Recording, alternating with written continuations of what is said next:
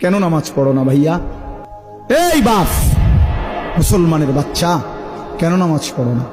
ছেলেরা আমার, কেন নামাজ পড়ো না? কেন নামাজ পড়ো না? মালিক আর কেমনে বললে নামাজ পড়তে?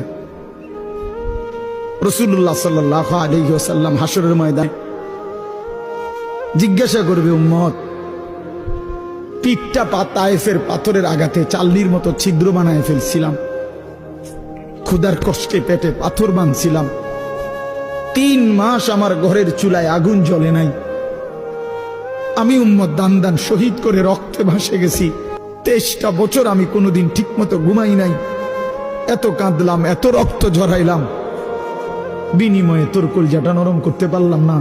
আমি আর কত কাঁদলে তুই আমার কথা শুন? আমি আর কত রক্ত ঝরাইলে আমি নবীর কথা মনে পড়তো? বলে কি বলবেন ভাই, বলে